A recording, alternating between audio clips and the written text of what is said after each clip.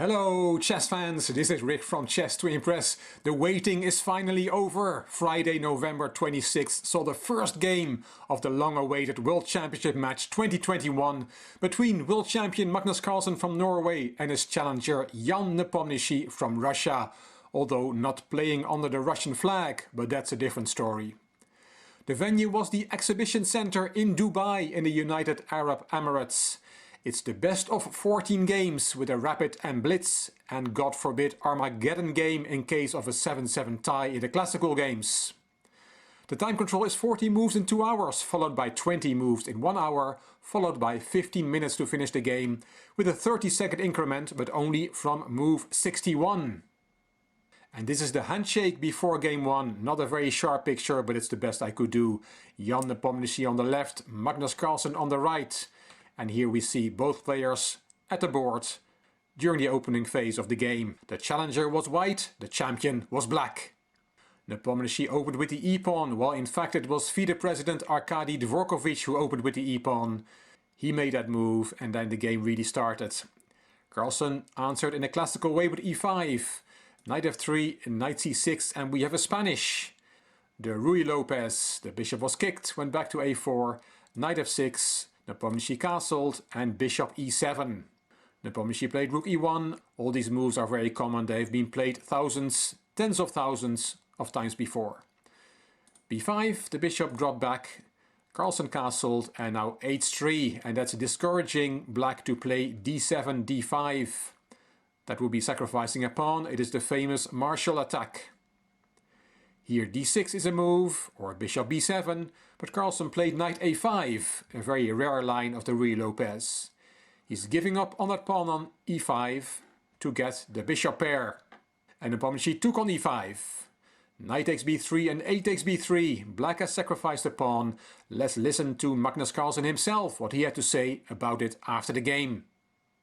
I mean, the opening that I played is not one you can afford to play if you're not fine being down a pawn with the bishop pair. But after that, it does in general feel like white has a little bit more potential to maneuver, and black usually has to react a bit more. So Carlsen knew what he was doing, obviously. He played bishop b7, black has the bishop pair as compensation for the pawn, and also has easy development for his pieces. d3 and d5, instructive. Carlsen wants to blast open the center for his bishop pair. Bishops like open positions, while knights are better in closed positions. Nepomniachtchi took, queen takes, and there's a little threat on g2, that would be checkmate. But of course that was not going to happen in this game. Nepomniachtchi played queen f3, bishop d6 and king f1, and that is clearly a move that Nepomniachtchi prepared with the engine.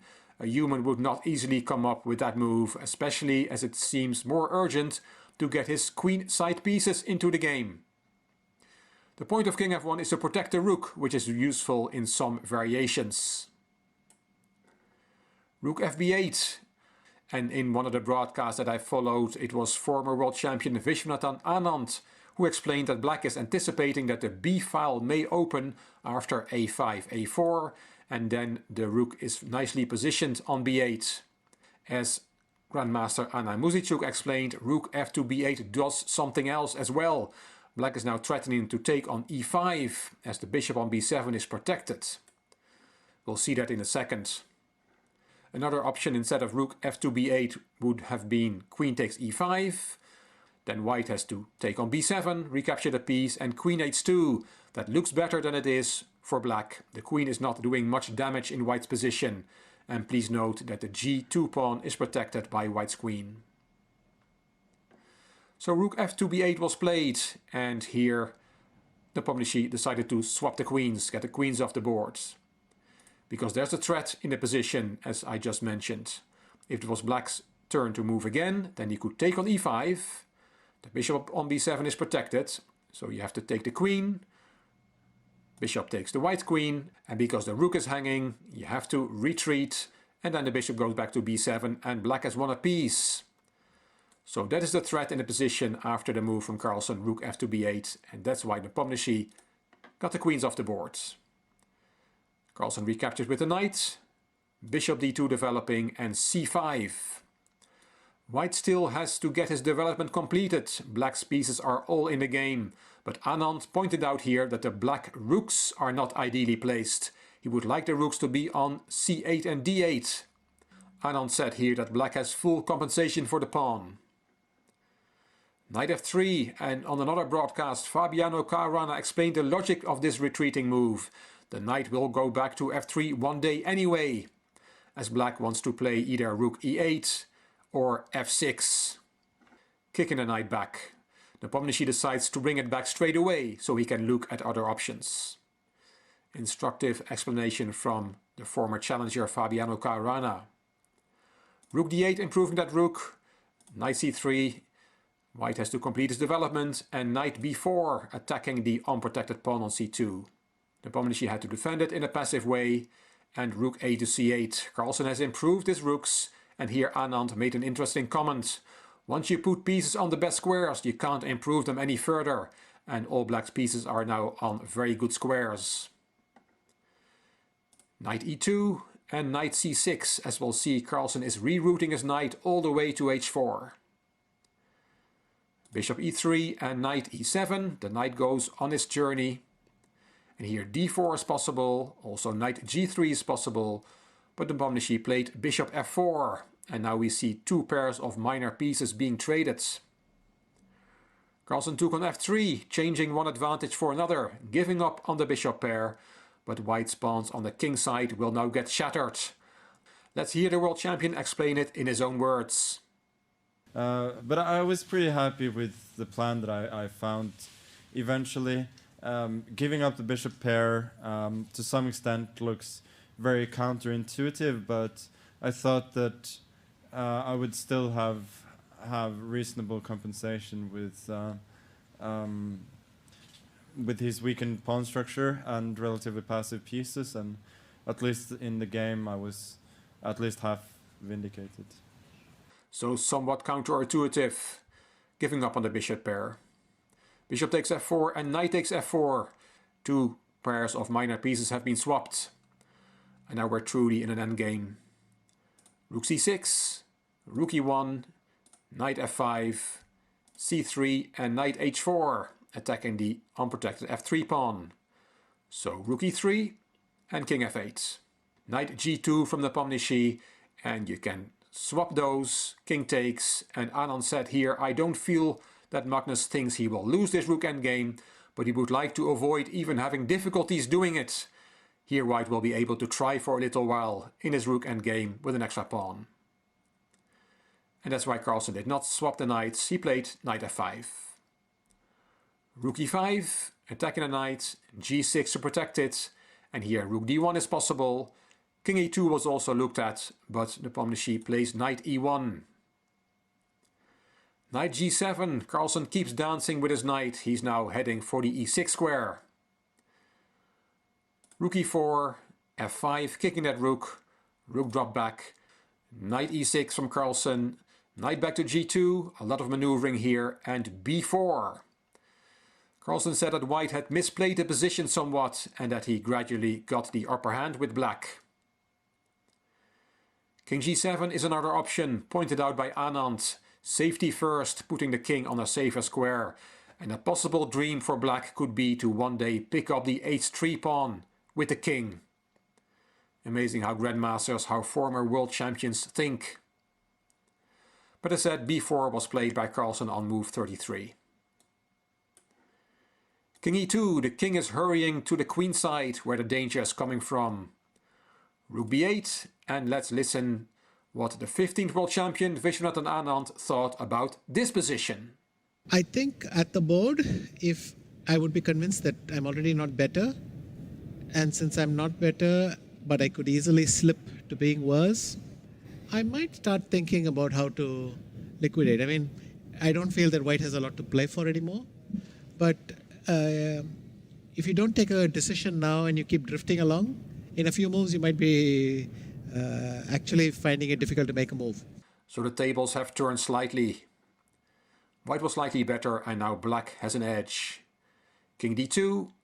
Carlsen took on c3 with check, and this is an instructive moment.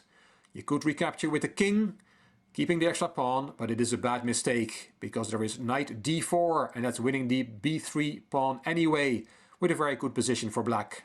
Just look at the differences between the two knights.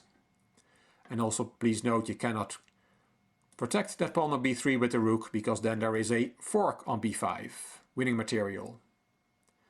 So after b takes c3 check, Nepomniachtchi did not take with the king, he took with the pawn, after which Carlsen took the pawn on b3, restoring the material balance.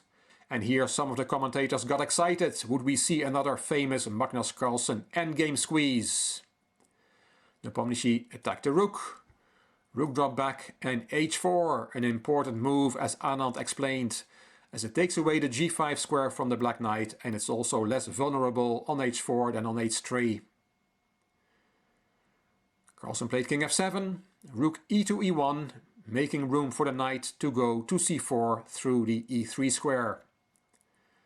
King f6, there goes that knight, and rook d7, and that's an unfortunate square for the rook. Knight f4 was the move to play here, and Carlsen had seen it, but he didn't play it because he was worried about rook a4 attacking the knight, and it looks like it kicks the knight out of that nice position on f4. But black has a tactic which Carlsen had missed, as he pointed out in his interview after the game. The very nice tactic is rook b2 check, giving up on that rook, but if the king takes it, then there is knight takes d3 check, and that wins the rook back because of the fork, and wins a pawn in the process. King b3, knight takes e1, and black has won a pawn, and has winning chances. But Carlsen did not see that rook sacrifice. He played rook d7 as said. The time control has been reached. This was move 40. Let's listen what Grandmasters Anand and Muzichuk thought of the position at this time. Though it's quite imbalanced in its pawn structure and everything, but it seems that you have your a6 weakness, I have my f3 weakness. I mean, it's this versus this. And let's put it another way. If you lost this pawn, would you think if you lost that a6 pawn, do you think black is worse? I'm not even convinced that black is worse after losing that, because your king side is not very great. And it's difficult to create a pass pawn, Sure. like to break through with d4, yeah? Yes. In the game, Nepomniachtchi played knight c4, threatening knight e5, forking both rooks, so rook e7 was played, knight e5 came anyway, the rook went to d6, knight back to c4, attacking the rook, rook c6, and we have a move repetition. After knight c4 on the 45th move, the players shook hands. The first game in the 2021 World Championship match is a draw. Not too eventful, but still we saw some nice variations. This is the handshake after the game, and then let's listen to the world champion summarizing the game in a few lines. I think I was a little bit worse, and then he kind of misplayed it and he had to fight for equality. Then right at the end I made a bit of a blunder when I played rook d7. I should have played knight f4, but I didn't want that because of rook a4, but then rook b2 wins. So that was that was a bit poor. I thought at the end maybe he could try and play, but I think realistically it's pretty far from winning. I hope you like this video and that you'll keep following the 2021 World Championship with me. I will post videos of every game as soon as possible after the game is completed. If you like this video, please give it a thumbs up, please subscribe to the Chess to Impress channel, and please leave a comment. I will read them all and I will reply to them all. If you like the video, it would be great if you could share it on social media by clicking the share button on YouTube. You can find me on Instagram, on Twitter and on Facebook. This is Rick for Chess to Impress. Thank you for watching.